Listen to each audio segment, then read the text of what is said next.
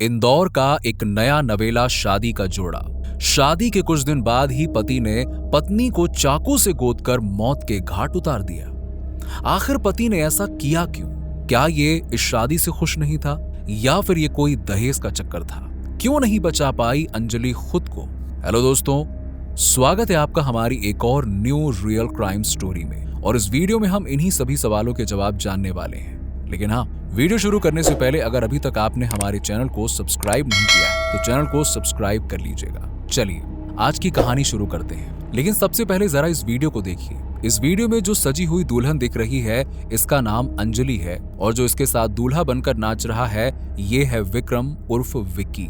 हालांकि इस वीडियो में ये दूल्हा और दुल्हन दोनों ही बहुत खुश नजर आ रहे हैं, लेकिन आज ये प्यारी सी अंजलि इस दुनिया में नहीं है।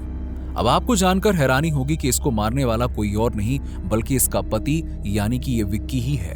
दरअसल कहानी की शुरुआत होती है 21 मई से, जब इन दोनों की शादी बड़े ही जोरों शोरों से और बड़ी ही खुशी के साथ होती है। अंजलि को बड़े ही धूमधाम के साथ में विदा किया जाता है और वो अपने ससुराल में आती है। यहाँ इनके रिश्ते के बीच में कोई दिक्कत नहीं थी। कुछ दिन हंसी खुशी बीतने के बाद 7 जून के दिन कुछ ऐसा होता है जिसने सबके दिल को दहला दिया। जी हाँ, यही वो दिन था 7 जून का। और सुबह के टाइम विक्की अपनी पत्नी को अपने कमरे में ले जाता है और अचानक से इनके बेडरूम से चीखने चिल्लाने की आवाजें आने लगती हैं। और ये आवाजें सुनकर जैसे ही विक्की के घर वाले उसके रूम में जाते हैं और वहां पहुंचते ही उन्हें दिखाई देती है अंजलि खून से सनी हुई जमीन पर पड़ी है। वहीं उसका पति यानी कि विक्रम वो खिड़की से भागने की कोशिश कर रहा है, पर अपनी बीवी को मारने के दौरान उसे भी कुछ चोटें आ जाती हैं जिस वजह से वो भाग नहीं पाता। इस मामले में ये कहा जा रहा है कि विक्रम अंजलि को कमरे में ले गया था और उसके बाद उनके बीच में कुछ कहासुनी हुई और ये बहस बहुत देर तक सुनने के बाद विक्रम को आ जाता है गुस्सा और वो अपना आपा खोकर हथियार ढूंढने लग जाता है। तभी उसे अपने रूम के मंदिर के पीछे एक कुकरी जो कि चाकू की तरह हथियार होता है उसे वो दिखाई देती है, जिसके बाद वो कुकरी से अंजलि के शरीर पर एक के बाद एक कई वार करने लगता है और इस तरह महज 17 दिन पहले आई अंजलि यानी कि विक्रम अपनी पत्नी को मौत के घाट उतार देता है। और जब विक्रम के घर वाले जैसे ही अंजलि को खून से लथपथ और विक्रम को घायल पड़े हुए देखते हैं तो वो दोनों को उठाकर फौरन ही हॉस्पिटल ले जाते हैं, जहां पता चलता है कि विक्रम तो ठीक हो सकता है लेकिन अंजलि के शरीर पर बहुत ज्यादा घाव थे। इस वजह से उसकी हॉस्पिटल ले जाने से पहले ही मौत हो गई। फिर विक्की जब हॉस्पिटल में धीरे धीरे सही होने लगा तो उससे पूछताछ शुरू हो जाती है। पुलिस वाले पूछते हैं कि आखिरकार तुमने अपनी दुल्हन को मारा क्यों? इसके पीछे की वजह क्या है? दुल्हन के हाथों की अभी तो मेहंदी भी नहीं उतरी थी और तुमने आखिरकार उसे मौत के घाट क्यों उतार दिया? पुलिस वालों की पूछताछ के बाद विक्रम तो पहले अपना मुंह नहीं खोलता, लेकिन बाद में बोलता है कि अभी हमारी शादी हुई थी पर शादी के कुछ दिनों बाद ही मेरी नौकरी चली गई। वैसे आपको बता दें कि विक्रम एक फैक्ट्री में काम किया करता था और कुछ वजहों के चलते उसे काम से निकाल दिया गया। अब विक्रम कहता है कि मैं अपनी नौकरी को लेकर बहुत डिस्टर्ब था और दूसरी वजह है कि जब मेरी शादी अंजलि से हुई तब मैं पूरी तरह से इस शादी के लिए खुश नहीं था। मैं शादी नहीं करना चाहता था। हालांकि मुझे अंजलि पसंद थी पर मुझे अभी शादी नहीं करनी थी। फिर भी मेरे घर वालों ने जबरदस्ती मेरी शादी करवा दी, जिस वजह से मुझे भी अपने घर वालों की बात को मानना पड़ा और ये शादी करनी पड़ी। फिर शादी के कुछ दिनों बाद ही मेरी नौकरी भी चली गई। इसके बाद मैं ये सोचने लगा कि अगर मेरी नौकरी जाने के बाद मैं खुद कमा कर खा नहीं सकता तो अपनी पत्नी यानी कि जिसे मैं अपने घर की बहू बनाकर लाया हूँ उसे कैसे खिलाऊंगा, कैसे उसके सपने पूरे करूंगा जबकि मेरे ही सपने अधूरे हैं, और कैसे उसे एक अच्छी जिंदगी दे पाऊंगा। अब भाई पुलिस को विक्रम का ये जवाब सुनकर बड़ा ही अजीब लगा। पुलिस वालों ने अपना दिमाग चलाया और सोचा कि महज इतनी सी बात के लिए कोई किसी का खून तो नहीं कर सकता, खास करके कोई अपनी पत्नी का तो बिल्कुल नहीं कर सकता। बस फिर क्या था। इसके बाद तो पुलिस वालों ने जमकर छानबीन करना शुरू कर दिया और किसी भी तरह से इस केस के खुलासे को करने में जुट गए। इसके बाद पुलिस वाले जांच करने के लिए अंजलि के घर पहुंचे और अंजलि के घर वालों से पूछताछ की, जिसके बाद अंजलि के घर वाले पुलिस को बताते हैं कि हमारी बेटी शुरुआत से ही बहुत खुश मिजाज की थी और शादी के समय भी हमने देखा कि वो और हमारे दामाद इस शादी में बहुत खुश दिखाई दे रहे थे। खैर, उनका ये कहना जायज भी है क्योंकि आप खुद उनकी ये शादी की तस्वीरें देख सकते हैं जो मैंने आपको पहले भी दिखाई, जिसमें दूल्हा दुल्हन का ये जोड़ा पूरी तरह से खुश नजर आ रहा है। साथ ही दोनों एक दूसरे के साथ बड़ी ही खुशी खुशी नाच रहे हैं। अब इन्हें देखकर तो कोई पहचान ही नहीं सकता कि ये इस रिश्ते से नाखुश हैं। पर अगर आपको अभी भी यकीन नहीं आता तो कोई बात नहीं, जरा इस वीडियो को देखिए आप इसमें। ये अंजलि के हल्दी के दिन का है, जहां अंजलि पूरी तरह से शादी के खुशी में मस्त होकर मगन होकर नाच रही है।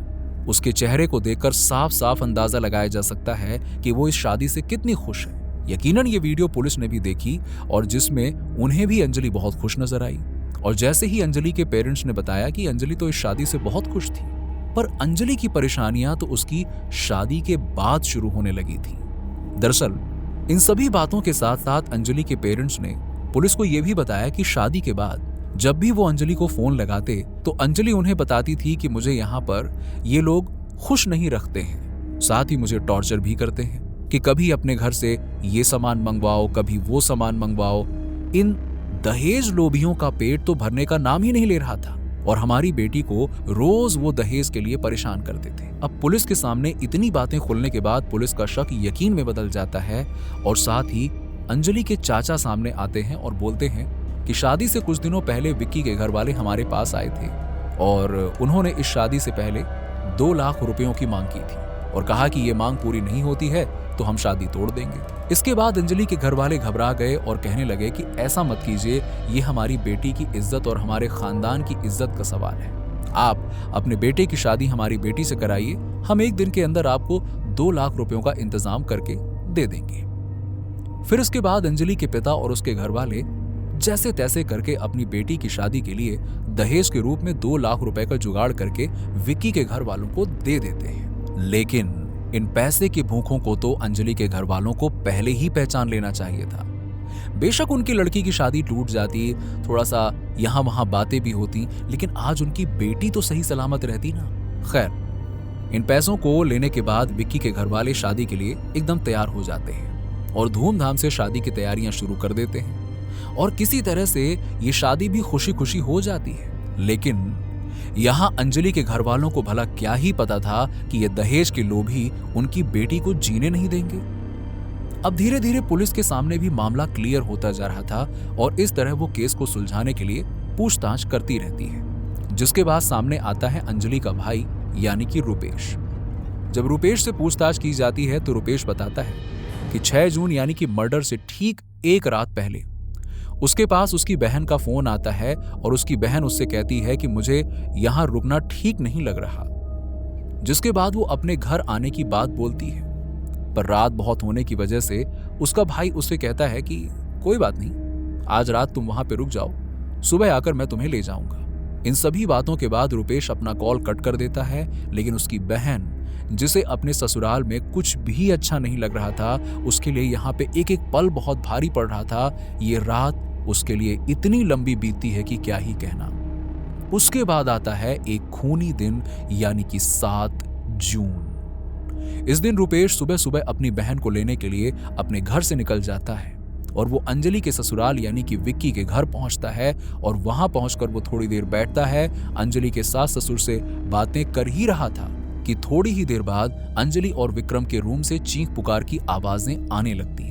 तो इन आवाजों को सुनने के बाद ही विक्की के घर वाले और रुपेश भागते हुए विक्की के रूम तक जाते हैं और वहां का नजारा देखते ही उनके पैरों तले जमीन खिसक जाती है।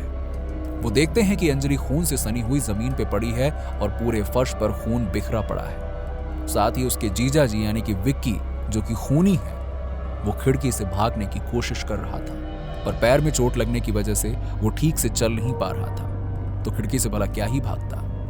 खैर, जिसके बाद विक्रम को पकड़ लिया गया और पुलिस को बुलाया गया और इस दौरान वो सभी को हॉस्पिटल लेकर जाते हैं।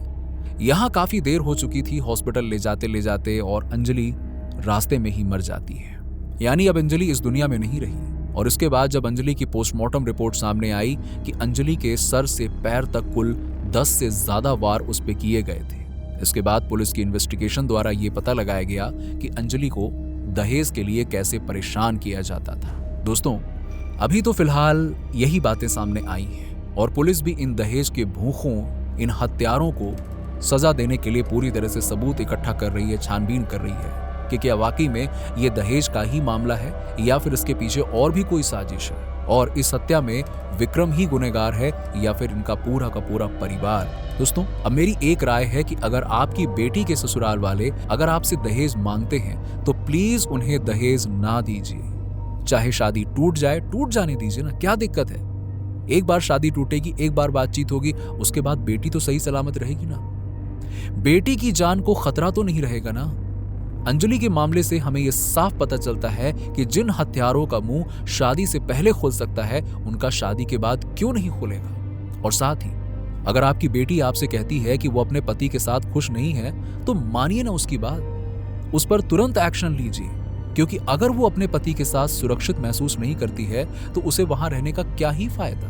दोस्तों, हम अपनी इस वीडियो को यहीं पे समाप्त करते हैं और हमारी आपसे एक रिक्वेस्ट है कि वीडियो को जितना हो सके उतना शेयर कीजिएगा, ताकि इन हत्यारों के कारनामे पूरी दुनिया के हर कोने कोने में पहुंच जाए और इन जैसे और भी दहेज लोभियों से लड़की के घर वाले सतर्क रहें। अगर इस वीडियो से कोई एक लड़की भी बच जाती है तो समझिए इस वीडियो का काम हो गया। साथ ही कमेंट करके बताइए कि इन दहेज लोभियों को क्या सजा मिलनी चाहिए। चलिए, चैनल को सब्सक्राइब कर लीजिएगा और बेल आइकन प्रेस कर दीजिएगा। मिलते हैं आपसे नेक्स्ट वीडियो में, तब तक के लिए ध्यान रहिए, सतर्क रहिए।